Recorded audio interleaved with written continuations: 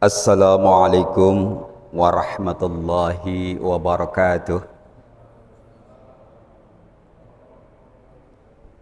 Bismillah walhamdulillah. La hawla wa la quwwata illa billah. Ashhadu an la ilaha illallah wahdahu la sharika lah. Wa ashhadu anna sayyidana Muhammadan abduhu wa rasuluhu la nabiyya ba'dah. Wassalatu wassalamu ala rasulillah Sayyidina Muhammad ibn Abdillah wa ala alihi wa ashabihi wa man walah. Amma ba'd. Hadratul mukarramin, para alim, para ulama, para guru, para kiai,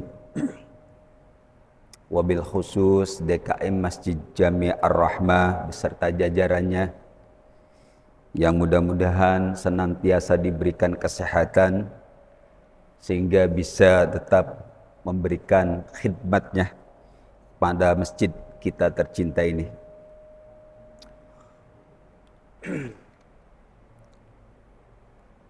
Pertama dan yang paling utama tentu saja segala puji milik Allah. Mari kita bersama-sama mentafakuri alhamdulillah bahwa kita bagian dari hambanya yang dipilih oleh Allah Subhanahu wa ta'ala untuk mampu berpuasa sekaligus bisa menjalankan sholat subuh berjamaah. Insyaallah tanpa ada kehendak Allah pasti sangatlah berat buat kita semua. Itu sebabnya mudah-mudahan dengan demikian kita dikelompokkan kepada hamba-hambanya yang soleh. Salawat serta salam semoga Allah curah limpahkan kepada junjungan Nabi besar Muhammad sallallahu alaihi wasallam, kepada para keluarganya, para sahabatnya, dan mudah-mudahan salawat serta salam itu juga tercurah kepada kita semua sebagai pengikutnya. Amin ya rabbal alamin. Namun sebagaimana biasa, marilah kita bacakan suratul Fatihah, wabil khusus untuk pengarang-pengarang kitab yang kita gunakan referensi dalam kajian ini. Ala hadinnya wa ila hadratin Nabil Mustafa Muhammadin sallallahu alaihi wasallam wa ala alihi wa dzurriyyati wa ahli baitil kiram wa ila jami' ikhwanihi minal anbiya'i wal mursalin wal awliya'i wasyuhada'i was salihin was sahabati wat tabi'in wal ulama'il 'amilin wal musannifin al mukhlasin wa jamil malaikatil muqarrabin khususan li musannifi hadzal kutub anna Allah ayyu'la darajatin fil jannah wa nafa'ana Allah bi'ulumihim wa asrarihim wa anwarihim fid dunya wal akhirah wa ila jami' arwahimnal jamaah syai'u lillahi wa lahum al-fatihah.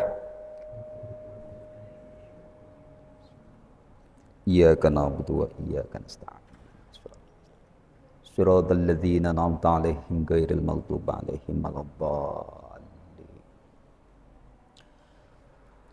Allahumma salli ala sayyidina Muhammadin tibbil qulubi wa dawaiha wa afiyatil abdani wa shifaiha wa nuril absari wa diyaiha wa ala alihi wa sahbihi wa sallim.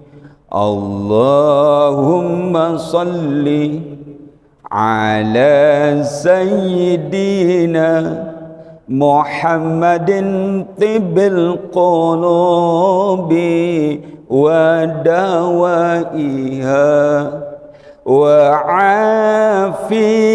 afiyatil الأبدان وشفائها ونور الأبصار وضيائها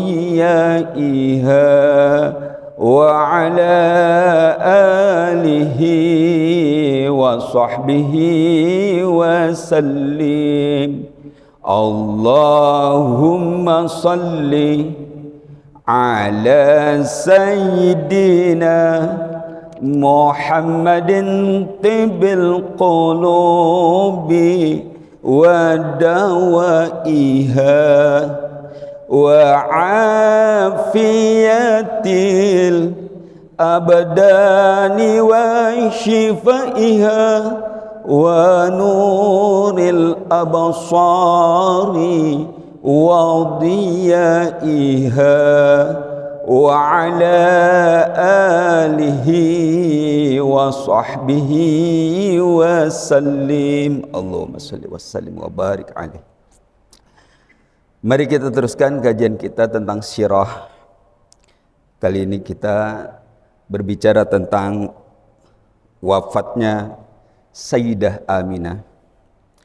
Namun sebelum kita berbicara tentang wafatnya Sayyidah Aminah, flashback.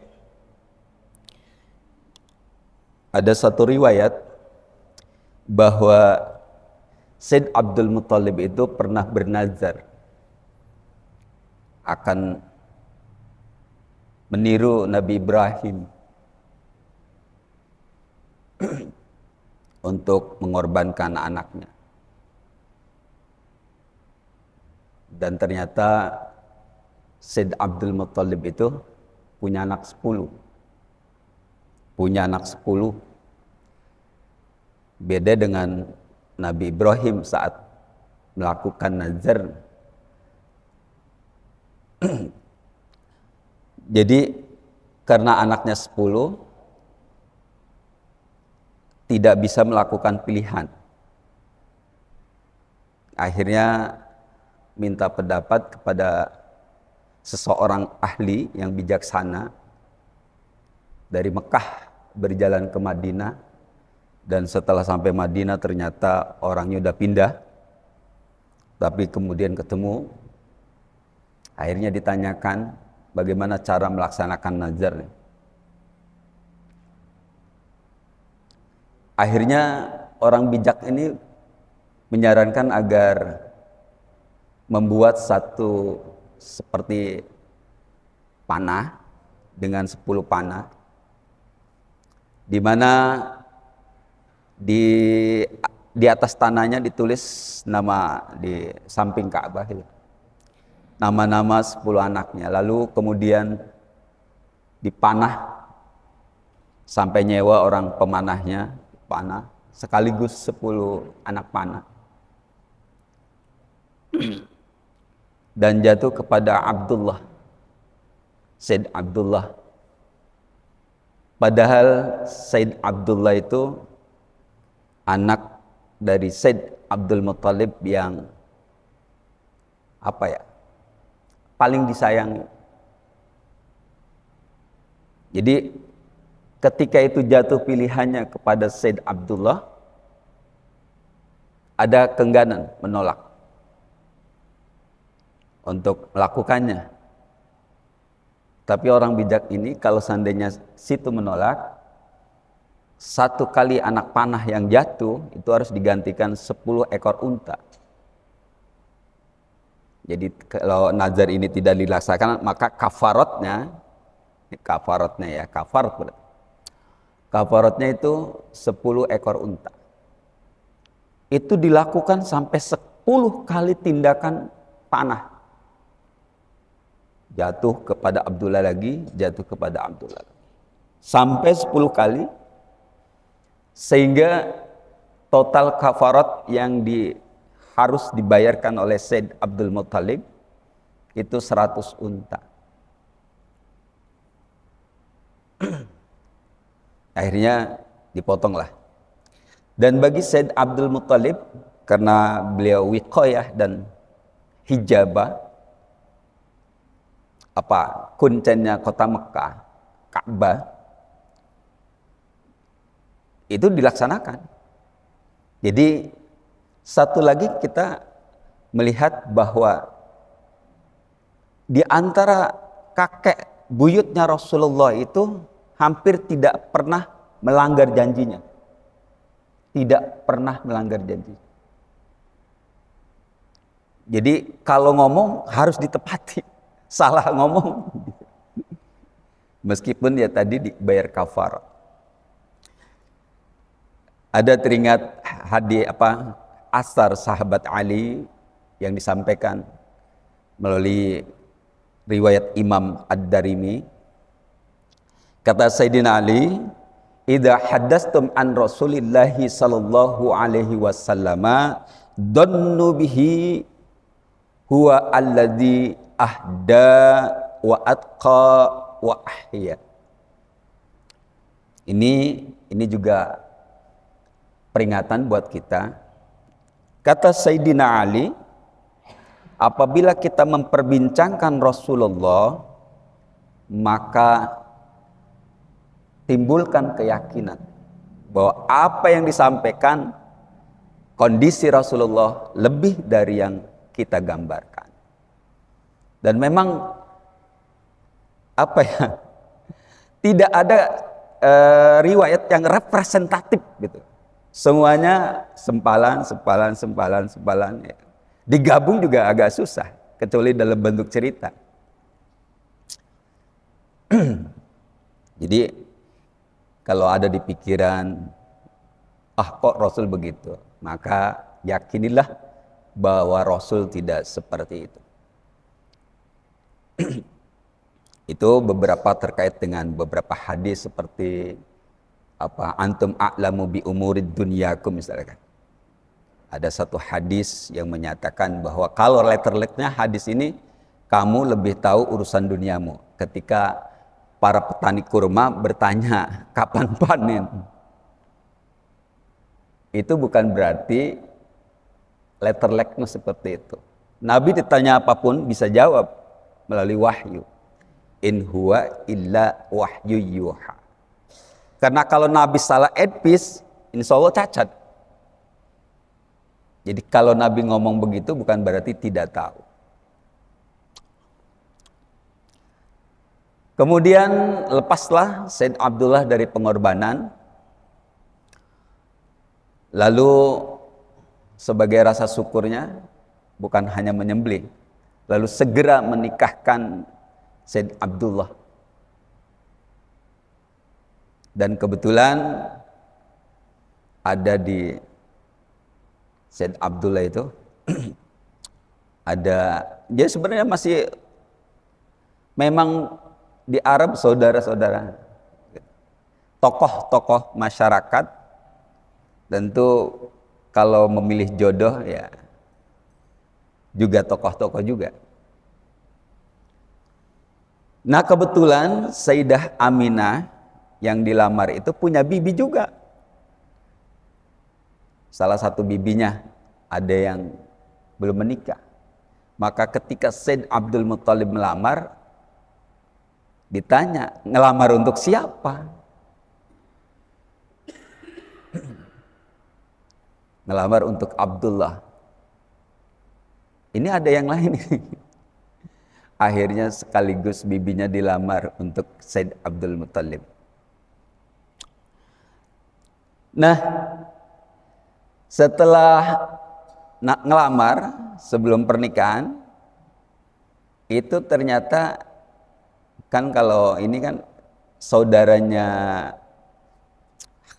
Sayyidah Khadijah itu ada namanya pamannya Naufal. Waraqah bin Naufal. Waraqah bin Naufal. Nah saat Said Abdul Muttalib melamarkan untuk Said Abdullah, Sayyidah Aminah bertemu dengan Qutail bin Naufal. Ini wanita cantik juga. Tetapi kebenaran sudah Nasrani. Bukan ditanya, langsung dilamar oleh Qutailah. Bersediakah Anda menikahi saya? Kalau Anda menikahi saya akan berikan ini. Pokoknya jadi konglomerat mendadak lah. Kalau Said Abdullah mau menikahi Qutailah. Mengapa? Sebab Waraqah berpesan kepada Qutailah, kayaknya ini masa-masanya datang Rasul. Waraqah itu pendeta yang dalam catatan sangat kekeh berpegang teguhnya. Sehingga dia menolak Ka'bah itu ditempeli berhala-berhala. Tapi sebagai pemangku Ka'bah, Said Abdul Muthalib kan politis. Kalau seandainya itu ditolak, di Ka'bah itu setiap suku dari berbagai suku membawa Tuhannya dan ditempel, dipasang di Ka'bah. Sebanyak suku itu bawa Tuhan sendiri-sendiri. Luar biasa. Itulah yang disebut jahiliyah. Bagaimana Tuhan dibawa lalu disandingkan di depan Ka'bah. Setiap suku punya Tuhannya masing-masing. Dan Said Abdul Muthalib tidak melarang. Karena ini politis juga. Karena kalau dilarang pasti ada bentrok. Minimal ya terjadi sesuatu.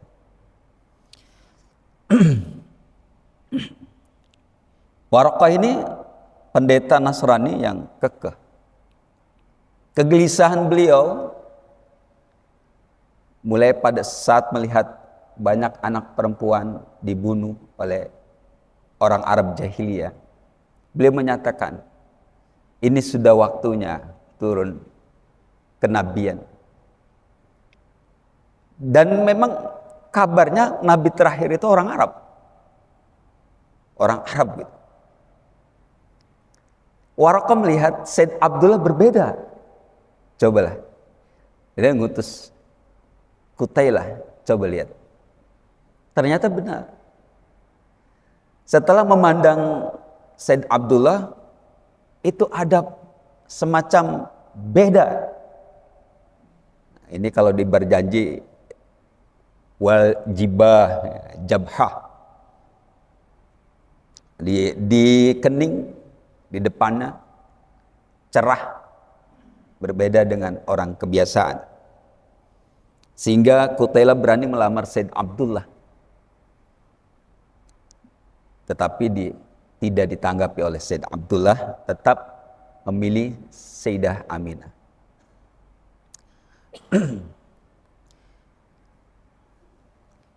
Ketika setelah Said Abdullah menikahi Sayyidah Aminah, bertemu lagi Qutailah dengan Said Abdullah. Ternyata tidak sebagaimana biasa yang kemarin-kemarin. Sekarang kalau Anda melamar saya, kalau kemarin sebelumnya saya melamar Anda. Sekarang kalau Anda melamar saya dengan berapapun, saya tidak akan mau menikah dengan Anda. Karena tidak terlihat wajah sumringah cerah gitu setelah menikah dengan Sayyidah Aminah. Apa sebab? Nutfahnya sudah pindah ke Sayyidah Aminah. Jadi Said Abdullah tidak terlihat gagah, ganteng dan sebagainya. Nah, itulah kisah flashback.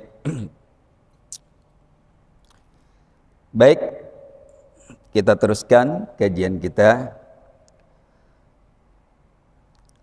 Bismillahirrahmanirrahim. Qala al-musannif rahimahullah wa nafa'ana Allah bi'ulumihi fid dharain.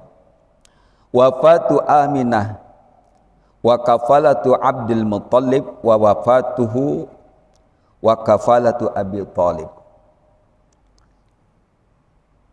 Kewafatan Sayyidah Aminah dan perlindungan Said Abdul Muttalib dan wafatnya Abdul Muttalib dan kepindahan perlindungan, jaminan, pemeliharaan kepada Said Abi Thalib.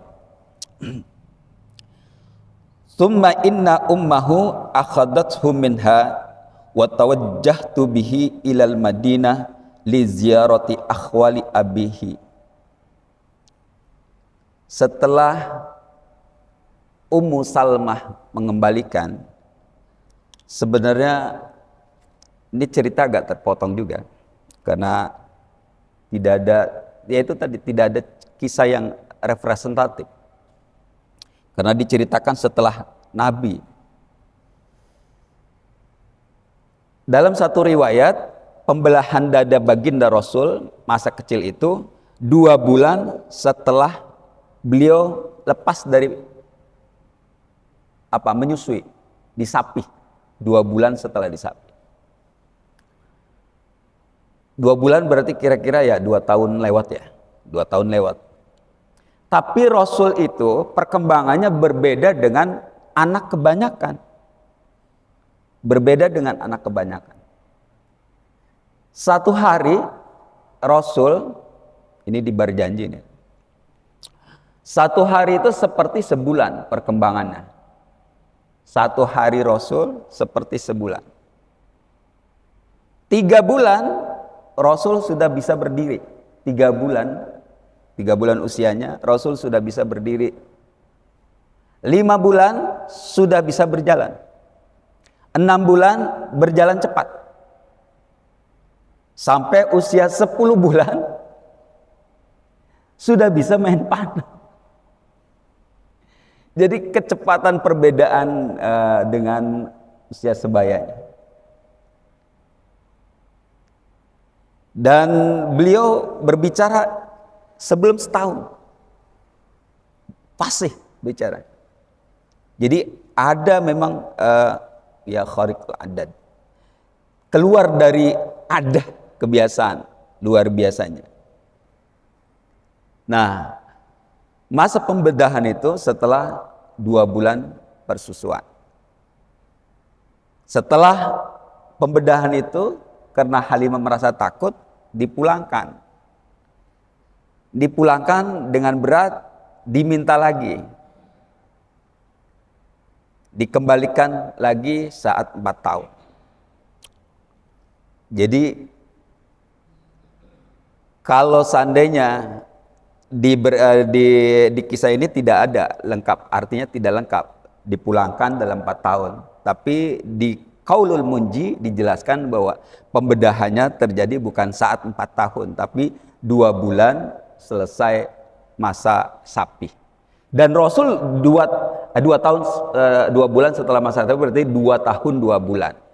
Dan kondisinya tidak seperti anak biasa, sudah bisa bermain panahan, berbicara sudah fasih, semuanya sudah lengkap. Kemudian setelah dikembalikan, nah jadi ada versinya 4 tahun, jadi ada 4 tahun, ada 2 tahun, dikembalikan, dibalikin lagi sampai 4 tahun. Setelah dikembalikan, permanen lah, ya, permanen. Kemudian ibunya mengajak berziarah ke Madinah. Ke siapa di Madinah? Ke akhwala abihi, saudara paman-paman dari ayahnya dari sisi ibu.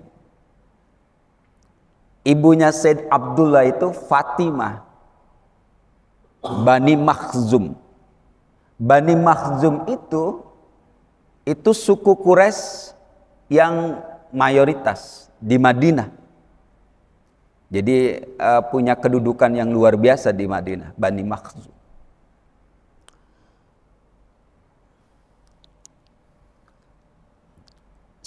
Suku besarnya Bani Mahjum, lalu suku kecilnya namanya Bani Addi bin Najjar. Wa bainama hiya aidatan adrakathu muniyatuhu fil tariq. Tapi ketika setelah ziarah ini ada jarak di bawah 4 tahun, setelah dikembalikan dia 4 tahun, wafat saat beliau 6 tahun. Berarti agak tinggal di Madinah ini. Karena wafatnya Sayyidah Aminah saat beliau usia 6 tahun. Berarti ada jarak dari penerimaan Halimah ke penyerahan Halimah ke wafatnya. Jadi kira-kira entah lebih lama di Mekah, entah juga di Madinah, tinggal mungkin artinya lebih dari biasanya. Dan ini dulu kondisinya, artinya hal yang lumrah. Jalan saja lama antara Mekah Madinah.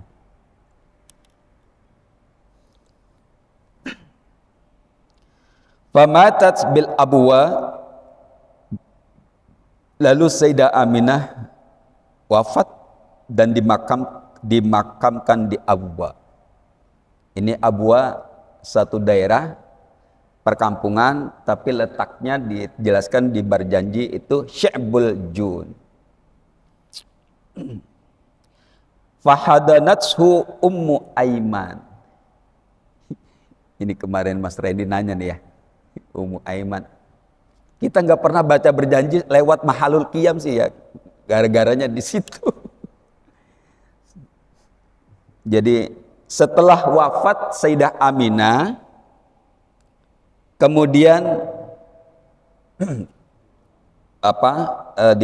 di dalam pengasuhan Ummu Aiman. Wa kafalahu jadduhu Abdul Muttalib, di bawah pemeliharaan Abdul Muttalib. Wa riqqalahu riqqatan, Abdul Muttalib menyayangi beliau dengan riqqatan, sangat sayang. Lam tu'had lahu fi waladi, kasih sayang yang belum pernah ia tunjukkan kepada anak-anaknya. Jadi lebih sayang. Lamma kana yadharu alaihi mimma yadullu ala anna lahu sya'nan aziman fil mustaqbal. Karena apa? Karena beliau merasa ada sesuatu di diri Rasul kecil ini yang akan terjadi di masa depan.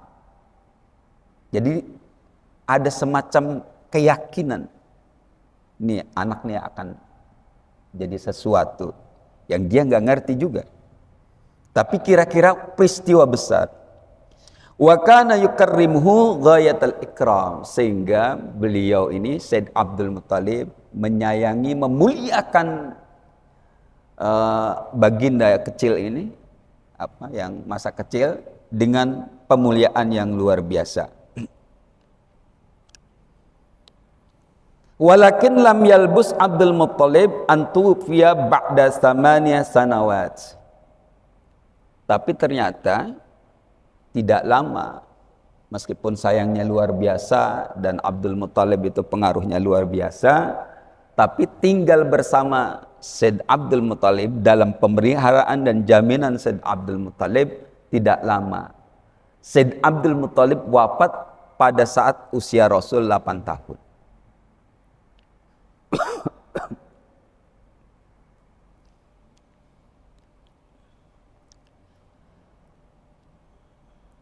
Fakafalahu syaqiqu abihi Abu Talib. Lalu pemeliharaan itu berpindah ke syaqiqu abihi Abu Talib, kepada saudara kandung dari Said Abdullah, yaitu Abu Talib. Jadi saudara kandung, seibu dan seayah. Wa kana Rasul sallallahu alaihi wasallam fi muddati kafalati ammihi misal al-qana'ati wal bu'di anis safasifi allati yashtaghilu bihal atfalu adatan. Dan selama dalam pengasuhan Abu Talib, pribadi Rasul itu menjadi misal, contoh. Usia, berarti kan usia 8 tahun. Karena dari Abdul Muthalib 8 tahun dan dipelihara oleh Abu Thalib. 8 tahun itu sudah menjadi teladan bagi anak-anak Abu Thalib. Bagi keluarga yang ada di situ yang tinggal di rumah Abu Thalib. Tentang apa? Tentang qanaah. Abu Thalib itu terkenal bukan orang kaya. Meskipun pengaruhnya, ini kalau kita kan orang berpengaruh rata-rata kaya. Padahal Abu Thalib itu orang yang sangat berpengaruh. Tapi kondisinya tidak kaya. Artinya apa? Tidak serakah. Tidak memanfaatkan kedudukan untuk meraih kekayaannya. Nah, Rasul menjadi contoh qanaah. Jadi kalau makan, orang lain rebutan, Rasul enggak.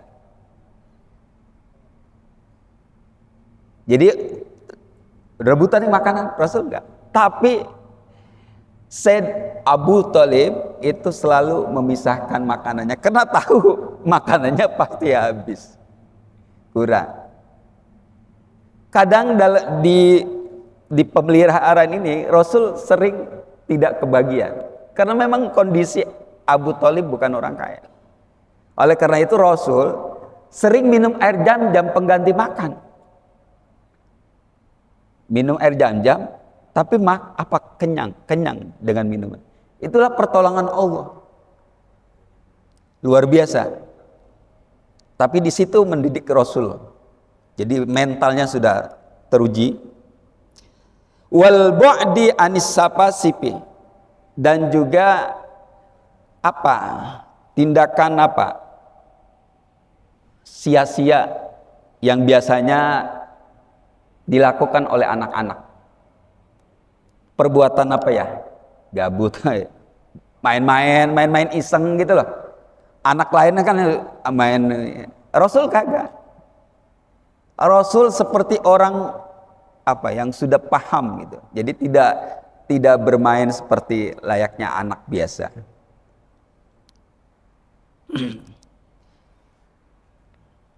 Kama ruwat dzalika Ummu Aiman hadinatuhu, sebagaimana diceritakan oleh Ummu Aiman pengasuhnya. Fakana idza aqbala waqtul akli ja'al aulad yahtatifuna wa huwa qani'un bima sayaisaruhullahu lah. Jadi kalau tiba saatnya makan, Rasul tidak ikut berebut. Rasul terima apapun, nggak kebagian ya sudah. Luar biasa. Ini Ummu Aiman kemarin ditanya, benar. Jadi karena kita kalau bahasa berjanji nggak berhenti mahalul qiyam, setelah itu berhenti terus. Jadi Ummu Aiman ini kemudian orang yang dinikahkan dengan Zaid bin Haris. Itu tentang kisah wafatnya Sayyidah Aminah, wafatnya Said Abdul Muthalib, dan kemudian beralih tanggungan kepada Abu Thalib. Ini ada cerita yang menarik. Memang kadang-kala ya kurang lengkap. Ya itu memang tidak ada cerita tentang diri Rasul itu yang benar-benar representatif, meliputi seluruh kayak cerita film gitu, nggak bisa. Ini kalau dalam berjanji diceritakan itu, ketika Rasul disusui oleh Halimatus Sa'diyah dibawa, dan Halimatus Sa'diyah itu orang miskin kere bersama suaminya. Itu ketika datang rombongan, jadi ternyata orang Arab itu setahun 2 kali datang untuk mencari anak-anak yang disusui. Tentu yang datang mencari anak yang disusui itu adalah ibu-ibu yang menyusui. Kan nggak mungkin datang bukan ibu-ibu yang menyusui. Yang datang adalah ibu-ibu yang menyusui atau para istri yang menyusui. Jadi si suami bawa istrinya yang menyusui datang setahun 2 kali. Dan Halimatus Sa'diyah termasuk orang yang miskin, dikenal kemiskinannya di kota Mekah, jarang ada yang mau. Sementara di sisi Rasul dikenal anak yatim, ogah juga yang lain. Akhirnya bertemulah antara yang satu kurang, pas Allah memberikan. Dan pada saat Halimah datang ke Mekah itu bersama suami dan anaknya yang masih menyusui. Ini orang menyusui pasti bawa anak yang ini penting. Jadi bawa anaknya. Halimatus Sa'diyah ini makanannya kurang. Kadang susunya tidak keluar. Sehingga anak yang dibawanya bahkan sering nangis. Anak yang dibawanya itu sering nangis karena kelaparan, makanan gak punya, air susu habis, kendaraan himar tua. Tapi begitu teman-temannya pada pulang, dia bingung mau ikut pulang, gengsi, ada perasaan gak dapet itu gengsi. Jadi ada kayak, pokoknya saya harus dapat, harus ada bawa anak yang disusui. Kata suaminya, oh no, ada, masih ada. Yang yatim tadi. Suaminya yang mendukung. Insya Allah berkah. Jadi Halimahnya masih ragu-ragu. Suaminya mendukung. Insya Allah berkah. Begitu diserahkan, dibawa digendong, diserahkan. Apa yang dilakukan Hamidah, dipegang dadanya Rasul. Rasul ketawa, memberikan senyum kepada Halimah. Ini dari rumah. Jadi ada pangkalan kalau saya bayangkan ini, tapi itu tadi Sayyidina Ali, jangan persis ya, artinya jangan menggambarkan. Ada pangkalan, jadi pangkalan para TKW gitu dengan rumah orang. Jadi nggak mungkin bawa keledai gitu ke rumah-rumah, nggak. Jadi orangnya jalan, keledainya ditinggal. Suaminya tinggal orang. Barang-barangnya dia ketok-ketok. Bawa Rasul kecil, begitu sampai itu si keledai betina itu langsung ada susunya. Padahal waktu jalan nggak ada itu.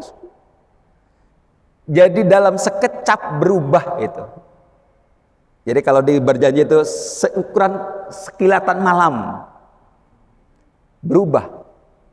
Dan dalam rombongan sudah terpisah, yang lain sudah pada dapat. Jadi kalau istilah waktu dari pagi itu, yang lain itu udah pulang dari asar. Ini menjelang maghrib baru. Jadi udah ketinggalan lewat. Tapi begitu diterima, digendong, ternyata tadinya yang himar atau keledai kecil itu yang kurus, yang tadinya lemah, kemudian bersusu dan akhirnya minum, dan dari situ anaknya bisa menyusu sehingga terlelap tidur sampai bisa menyusul rombongan yang sudah duluan jalan. Teman-temannya kaget, kok bisa? Itu jadi ini. Dan setelah Rasul ada di situ, ini cerita dari Halimah sendiri. Jadi cerita dari Halimatus Sa'diyah sendiri.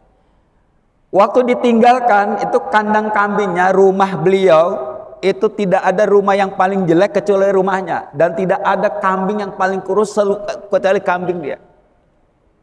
Kalau yang lain kan ngupain orang untuk makanan kambing bisa. Kalau Halimah ini nggak sanggup. Ditinggal begitu aja dalam keadaan kurus. Pulang sampai rumahnya, itu kambingnya gemuk-gemuk menyusui. Dan Halimah juga dengan badannya tiba-tiba air susunya keluar. Sejak saat itulah Halimah hidupnya sedikit naik lah. Bahkan hampir tidak ada merasa kesedihan seperti sebelum menerima Nabi. Ini keberkahan yang diterima Halimah. Itu sebabnya ketika beliau mengembalikan dengan berat hati. Karena khawatir begitu ini tercerabut juga berkahnya. Jadi ada riwayat pulang, lepas, tapi ada riwayat yang lain karena 2 tahun dibalikin lagi sampai usia 4 tahun. Nah ini, jadi itulah yang bisa saya sampaikan. Ini kadang flashback. Karena bukan hanya soal ceritanya. Ini soal pemahaman kita, kondisi yang bisa melahirkan takjub kita terhadap Rasul. Kecintaan kita terhadap Rasul. Bahwa kejadian-kejadian itu sudah ada. Tanda-tanda kerasulan itu ada sejak awal, sejak kelahiran beliau. Bahkan sejak dalam kandungan. Itu saja yang bisa saya sampaikan. Wallahu a'lam bis-shawab. Al-Fatihah. A'udzubillahi minasyaitonir rajim. Bismillahirrahmanirrahim. Alhamdulillahirabbil alamin. Arrahmanir rahim. Maliki yaumiddin. Iyyaka na'budu wa iyyaka nasta'in. Ihdinas siratal mustaqim. Siratal ladzina an'amta 'alaihim ghairil maghdubi 'alaihim waladdallin. Mari kita baca kafaratul majlis. Subhanakallahumma wa bihamdika asyhadu an la ilaha illa anta astaghfiruka wa atubu ilaik. Kurang lebihnya mohon maaf. Akhirul kalam wallahu muwaffiq ila aqwamit thoriq. Wassalamualaikum warahmatullahi wabarakatuh.